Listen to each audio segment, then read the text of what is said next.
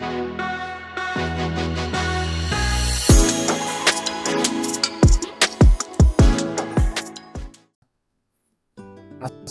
warahmatullahi wabarakatuh. Jumpa lagi dengan kami dalam podcast Bijak Setia, Bincang Pajak Setia Budi 1 Jakarta. Perkenalkan, saya Irfan yang hari ini berkesempatan menjadi host pada podcast kali ini. Dengan meningkatnya pertumbuhan ekonomi pasca pandemi COVID-19, sekarang peluang usaha semakin terbuka lebar untuk kawan pajak semua. Nah, salah satu yang mendukung perkembangan usaha kawan pajak semua adalah dikukuhkan sebagai PKP. Nah, untuk membahas seputar PKP, telah hadir bersama saya Mbak Janet, tentunya orang yang berkompeten di bidang PKP-an ya.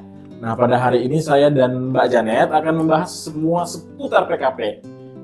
Selamat pagi Mbak Janet. Selamat pagi Mas Irfan. Ya, apa kabar Mbak Janet nih? Baik, Mas Irfan gimana hari ini? Alhamdulillah baik. Mbak Janet, makasih banyak loh ya udah bisa hadir di podcast kali ini. Nah, sebenarnya aku cuma mau tanya-tanya aja nih terkait PKP ya. Sebenarnya PKP itu apa sih Mbak Janet? Dan untuk persyaratannya itu apa aja gitu?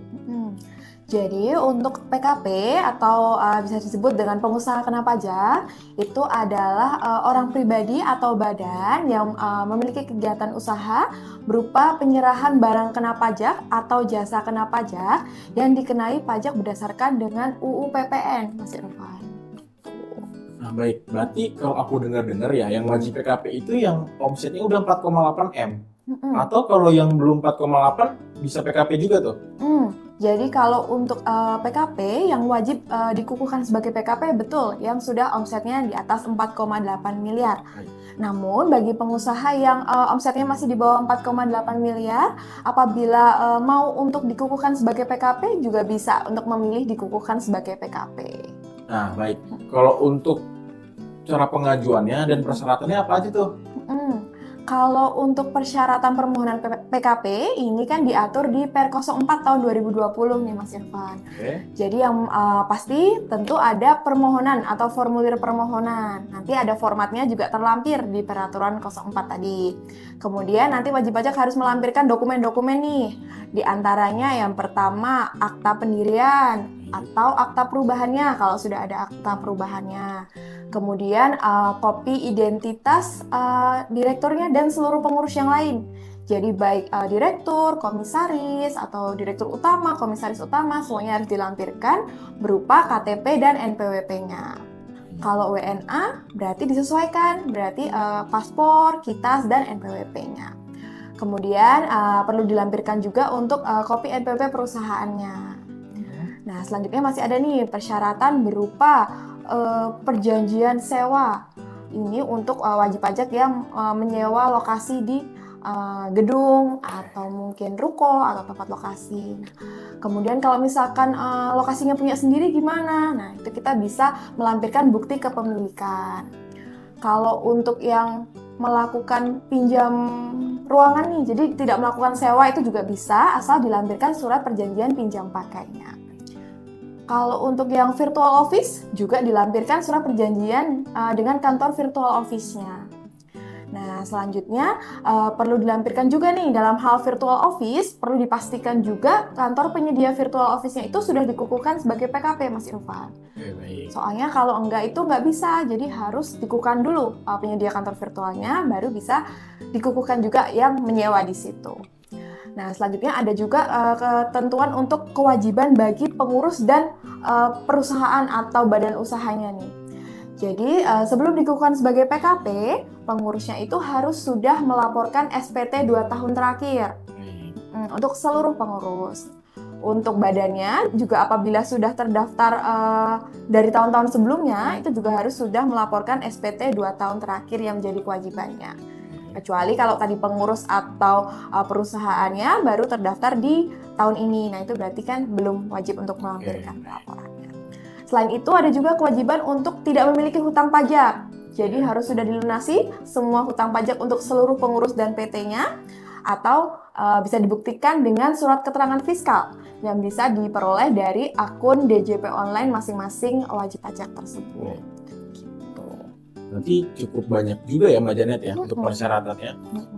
Notes ya tadi dari Mbak Janet bilang kalau untuk yang virtual office tetap bisa mengajukan PKP, tapi tempat terdaftar virtual office-nya itu harus sudah dikukuhkan juga sebagai PKP ya. Karena pada era modern ini ya, terutama khususnya di Jakarta, pengusaha yang membuat PT atau membuat badan usaha dengan menggunakan alamat virtual office itu cukup banyak ya. Nah, sehingga jika untuk mengajukan PKP, pilihlah tempat virtual office yang sudah dikukuhkan sebagai PKP juga. Betul. Nah, oke Mbak Janet, terus tadi setelah kita melengkapi semua persyaratannya, kemudian berapa lama kita bisa dikukuhkan sebagai PKP? Oke, kalau untuk proses pengukuhannya itu berdasarkan peraturan adalah 1 hari kerja setelah permohonan diterima lengkap.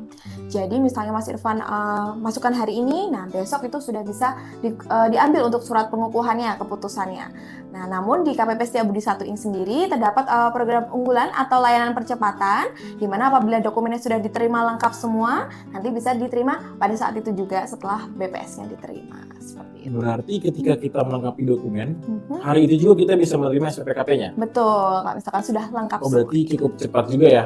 Ini pelayanan di Setiabudi 1 ini cukup prima ya? Iya, berkas lengkap, langsung dapat SPPKP. Nah, habis itu kalau kita udah dapat SPPKP, langkah selanjutnya apa sih tindak lanjutnya? Nah, setelah dikukuhkan sebagai PKP itu nggak cuma berhenti langsung di situ nih Mas Irfan. Nanti wajib pajak memiliki kewajiban untuk mengajukan aktivasi akun PKP. Nah, aktivasi akun PKP ini diajukannya maksimal 3 bulan setelah dikukuhkan atau tanggal pengukuhan PKP-nya tadi. Tuh. Namun biasanya di KPP Setiabudi 1 ini kami mengarahkan wajib pajak untuk mengajukan aktivasi akunnya itu sekalian saat permohonan pengukuhan PKP karena itu juga diperbolehkan di peraturan seperti itu. Jadi untuk mengantisipasi agar wajib pajak tidak lupa atau terlewat waktu nih dari 3 bulan itu. Karena nanti kalau misalkan di lebih dari 3 bulan nanti akan dicabut tadi permohonan pengukuhan PKP-nya. Nah, untuk aktivasi akun itu sendiri tuh apa dan prosesnya tuh gimana tuh? Kalau untuk proses aktivasi akun ini nanti kan juga sama, ada formulir permohonannya. Untuk persyaratannya juga sebenarnya kurang lebih sama dengan yang PKP, yaitu adalah akta pendirian atau akta perubahan, kopi identitas pengurus seperti KTP dan NPWP atau kitas paspor dan NPWP, kemudian kopi NPWP perusahaannya, kemudian ada lagi kartu keluarga pengurus, fotokopinya aja. Kemudian juga tadi sudah harus dilaporkan ya SPT-nya tadi sama foto, soft copy atau hard copy foto pengurusnya. Berarti kalau saya simpulkan kurang lebih persyaratannya nggak jauh beda. Yang beda itu paling hanya di formulir, terus ada soft copy pas foto tadi dengan KK ya, kartu keluarga. Oke, baik. Nah, untuk aktivasi itu ntar prosesnya berapa lama sih dan bagaimana itu? Baik, kalau untuk proses aktivasi akun PKP sendiri itu 10 hari kerja. Setelah diterima lengkap permohonannya. Nah, itu nanti dalam 10 hari kerja tersebut ada proses verifikasi lapangan, yaitu kunjungan ke lokasi usaha wajib pajak. Berarti nanti yang ditemui di lokasi usaha itu adalah pengurusnya ya? Betul. Bagaimana jika pengurusnya ditemui atau yang ditemui misalkan stafnya? Itu gimana? Baik, kalau dalam hal ini kunjungan ke lokasi atau verifikasi itu kan untuk memastikan bahwa data-data yang disampaikan oleh wajib pajak sudah sesuai, kemudian lokasinya ditemukan dan pengurusnya dapat ditemui di lokasi usaha. Maka dalam hal ini yang ditemui oleh KPP harus salah satu pengurus, Mas Irfan. Jadi tidak bisa nih untuk dikuasakan kepada pihak lain. Nah, dalam hal tadi yang Mas Irfan sampaikan, kalau nggak ketemu gimana? Nanti kami bisa tolak permohonannya dan nanti PKP-nya akan dicabut. Baik, Mbak Janet. Kalau Verlap itu nanti ngapain aja sih? Dan yang ditanya-tanya tuh apa ketika verifikasi? Baik, kalau misalkan untuk verifikasi ke lokasi usaha wajib pajak, itu biasanya dari petugas akan mengkonfirmasi terkait identitas, seperti alamatnya ini sudah sesuai atau belum, kemudian nama wajib pajaknya, nomor handphone, alamat email, identitas pengurus. Nah, selain itu nanti akan ditanyakan nih Mas Irfan, gambaran kegiatan usaha dari wajib pajak. itu berupa alur proses bisnisnya, kemudian mungkin nanti akan ditanyakan target pasarnya, atau promosinya gimana, kemudian kegiatan-kegiatan lain yang dilakukan lah di perusahaan itu. Termasuk nanti juga ada karyawannya, daftar karyawannya misalnya, omsetnya, atau asetnya. Nah, nanti akan ditanyakan lebih lanjut di verifikasi tadi. Baik kawan pajak, sudah cukup jelas yang dijelaskan Mbak Janet. Nah, tapi Mbak Janet mungkin saya boleh nanya satu pertanyaan lagi ya.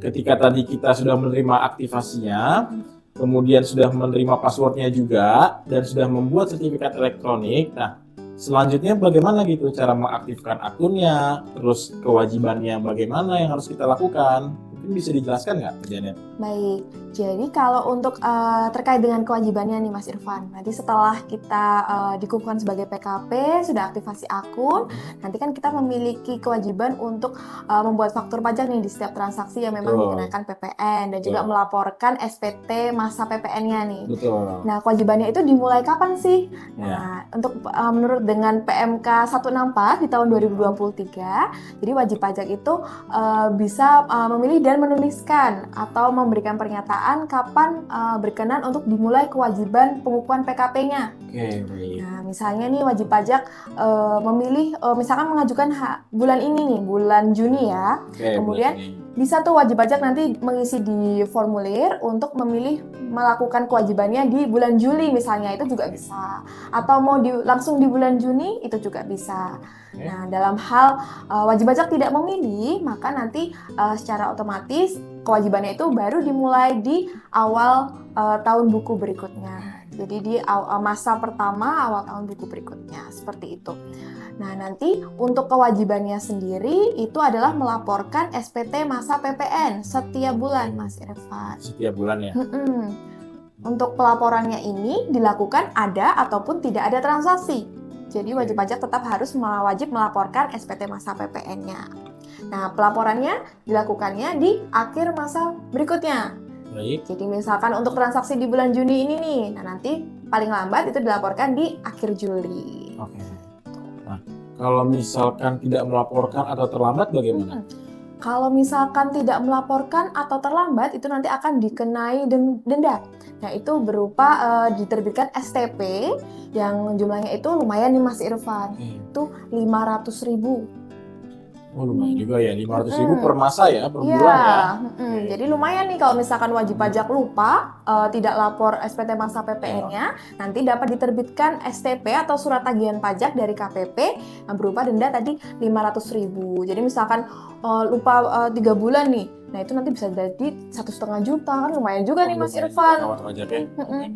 Jadi buat kawan pajak semua yang sudah menjadi PKP, jangan lupa, jangan lalai, jangan terlambat, dan apalagi sampai tidak melaporkan ya, karena STP-nya lumayan banget, 500.000 per masa PPN atau per bulan. Nah, Mbak Janet, setelah kita punya akunnya nih, gimana sih cara buat fakturnya dan cara melaporkannya? Nah, untuk tata cara pembuatan e-faktur ini, Mas Irfan, nanti ini kan kita ada beberapa aplikasi atau web ya. Nanti ada Innova, ada web e-faktur, ada aplikasi e-fakturnya. Nah, terkait hal ini, nanti wajib pajak saat melakukan aktivasi dapat sekalian nih melakukan konsultasi ke helpdesk kami di KPP Pratama Jakarta Setiabudi 1 yang selalu standby nih di bawah untuk menunggu wajib pajak semua untuk melakukan konsultasi. Nanti di sana ada petugas kami yang siap nih untuk memberikan tutorial gimana sih cara pembuatan faktur pajak, kemudian instalasinya nanti akan dibantu oleh teman-teman di helpdesk seperti itu. Jadi ketika mengambil aktivasi mungkin kalau pengurusnya atau direkturnya staff bisa dibawa ya untuk membawa laptop ya, biasanya mungkin orang tax-nya atau orang finance-nya bisa bawa laptop untuk menginstal aplikasi e-faktur tadi ya. Betul. Dan juga belajar cara menerbitkan faktur serta cara pelaporannya ke helpdesk atau penyuluh. Nah, helpdesk kalau jam 12 ada nggak? Tetap ada dong Mas Irfan. Dari pelayanan kita itu buka dari jam 8 pagi sampai jam 4 sore. Nanti istirahat tetap juga ada. Baik. Jadi berarti helpdesk buka jam 8 sampai jam 4 sore meskipun jam istirahat tetap ada ya. Betul. Jadi nanti jangan lupa bagi kawan pajak yang mau sekalian dilakukan tutorial, dibawa aja perangkatnya atau laptopnya biar nanti sekalian dibantu oleh helpdesk kami. Oke, baik. Nah, itu dia penjelasan seputar PKP yang disampaikan oleh Mbak Janet. Jadi cukup banyak juga ya Mbak Janet ya, langkah-langkah dari kita tadi untuk menjadi PKP sampai kita akhirnya berhasil menerbitkan faktur ya dan melaporkannya. Betul, tapi jangan sedih Mas Irfan. Bagi teman-teman yang mau untuk mengajukan PKP tapi masih bingung nih tata caranya atau persyaratannya, atau mungkin sudah PKP tapi kemarin lupa belum ke helpdesk. Nah, teman-teman bisa menghubungi kami melalui layanan WhatsApp untuk terkait administrasi dan terkait konsultasi ke nomor di bawah ini. Jadi bisa langsung WhatsApp aja ya teman-teman. Itu untuk jam pelayanan WhatsApp-nya dari jam berapa? Untuk jam pelayanan WhatsApp sama juga Mas Irfan dengan jam pelayanan di TPT maupun di helpdesk, yaitu jam 8 pagi sampai dengan jam 4 sore. Baik kawan pajak, cukup jelas dan lengkap ya dijelaskan Mbak Janet terkait tata cara pengajuan PKP hingga penerbitan faktur hingga pelaporannya. Terima kasih banyak Mbak Janet telah hadir di podcast kita hari ini untuk menjelaskan seputar PKP. Buat kawan pajak, terima kasih banyak telah menyaksikan podcast kali ini.